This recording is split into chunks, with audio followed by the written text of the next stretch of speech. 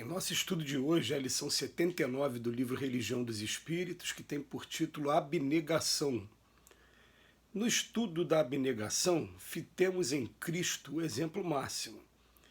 Emissário de Deus entre os homens, podia exigir um palácio para nascer, mas preferiu asilar-se no abrigo dos animais. Podia frequentar na meninice os mais altos grêmios filosóficos e religiosos da nação que o contavam entre os seus, todavia preferiu as rudes experiências da carpintaria de Nazaré. Podia aderir aos programas de dominação dos maiorais em Jerusalém, impondo-lhes a sua condição de missionário excepcional. Entretanto, preferiu incorporar-se ao trabalho de pescadores humildes, revelando-se a eles sem violência. Podia escolher as damas ilustres para entreter-se com elas acerca do reino de Deus através de tertúlias afetivas, no terraço de casas nobres. Contudo, preferiu entender-se com as mulheres simples do povo, sem esquecer a filha de Magdala, submetida aos flagelos da humilhação. Podia insinuar-se no ambiente mais íntimo de Caifás ou Pilatos e agradar-lhes a parentela para ganhar influência. No entanto, preferiu aproximar-se dos enfermos esquecidos na via pública.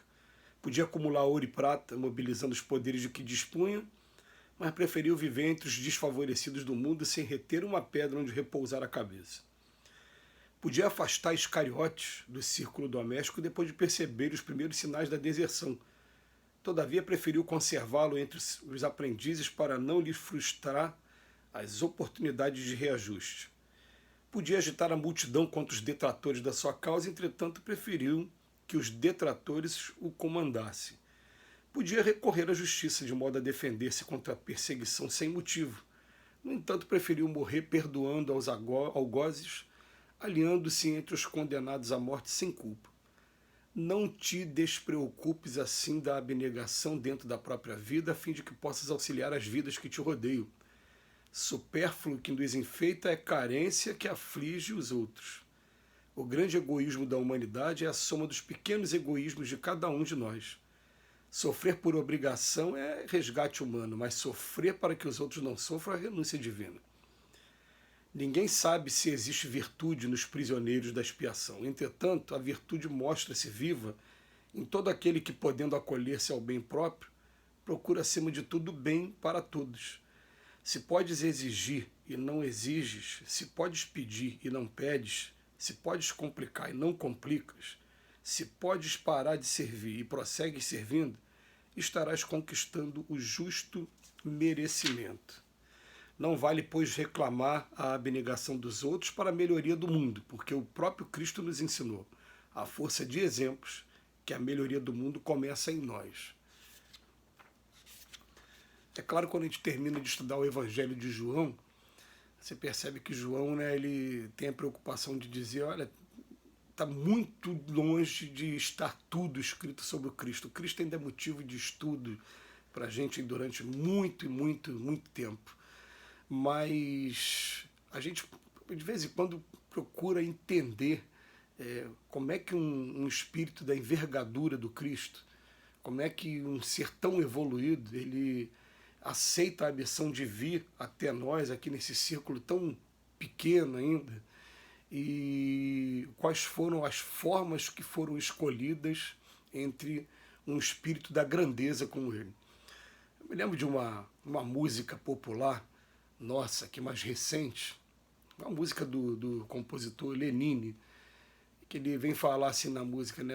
Os homens se perguntaram por que não desembarcaram em São Paulo, em Brasília ou em Natal, mas ele está falando dos ETs, falando, não, vieram pedir socorro porque quem mora no morro é que vive perto do espaço sideral. Na música ele vem dizer assim, pô, por que eles não vieram, né, nessas grandes metrópoles? Não, ele escolheu lá o morro, num lugar bem simples, onde não tenha tanto barulho com relação à figura dele mesmo. Ele nasceu num local de excluídos. E a gente fica percebendo, o Emmanuel ele moldurou de uma maneira tão interessante o estudo de hoje, que ele vem falando assim, né, de cada detalhe. Poxa, ele, como sendo o emissário de Deus, ele poderia sim, fazendo o requerimento dele lá, né, antes de vir para cá, na conversa com o pai, pai, tem como eu nascer? Por exemplo, o Império Romano era o principal, assim, que você influenciar todo um povo. Será que não é melhor eu nascer na família real logo, entre os imperadores, na família dos imperadores, para depois eu trazer minhas leis e minhas leis ficarem aí para sempre? Será que não é melhor eu ter uma regaliazinha do que ficar morando num lugar onde eu não tenho nem uma pedra onde reencostar a cabeça? A gente lembra que quando vai estudar o Jesus homem mesmo, a função de carpinteiro era a função daqueles que não tinham propriedades alguma. Então eles fabricavam suas próprias ferramentas e eles trabalhavam como trabalham hoje esses nossos pedreiros, nossos membros de construção civil. Né? É desse jeito. Jesus era, na verdade, como se fosse um pedreiro da época.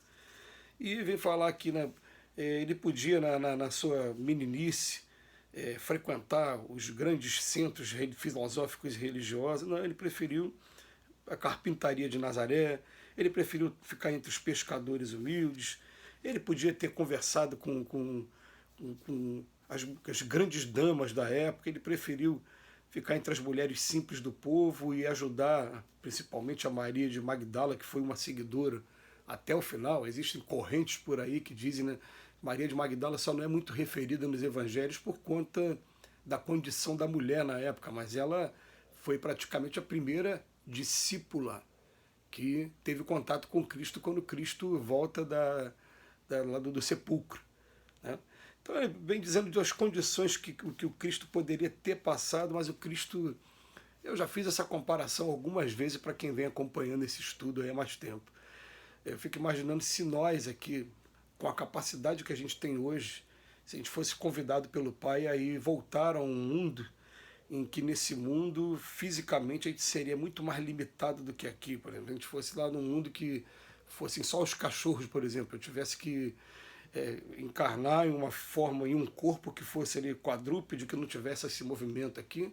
E é claro, com a capacidade que a gente tem hoje, a gente vai chegar lá e a gente vai se destacar entre eles.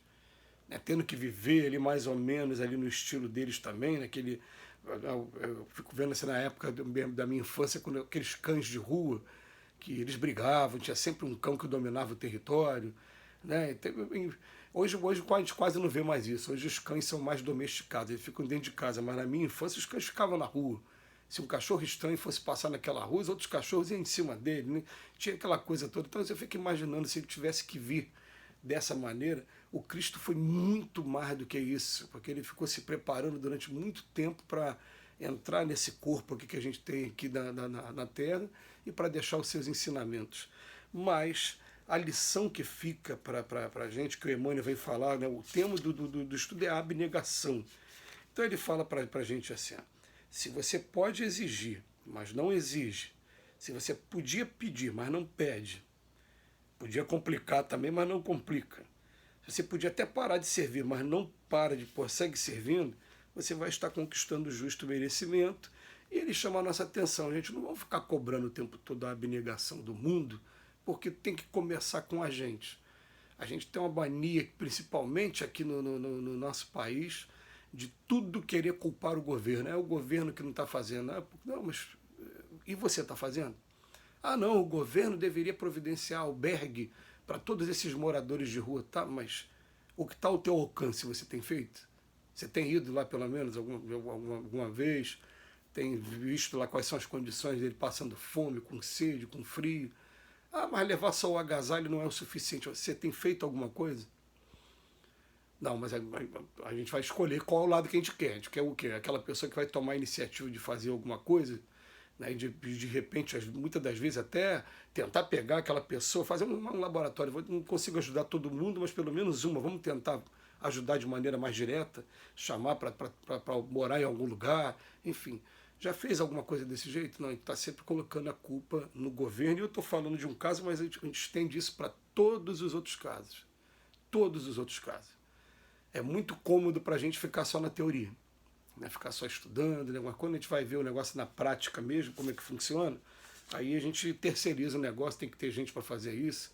É melhor que alguém faça o trabalho social, né? E a gente fica aqui, né, no trabalho que é mais cômodo, é mais fácil. Mas o Cristo o tempo todo mostrou para a gente o que é de verdade exemplo de abnegação e por isso é motivo de estudo e de respeito profundo por cada um de nós aprendizes. Que Jesus nos abençoe hoje e sempre.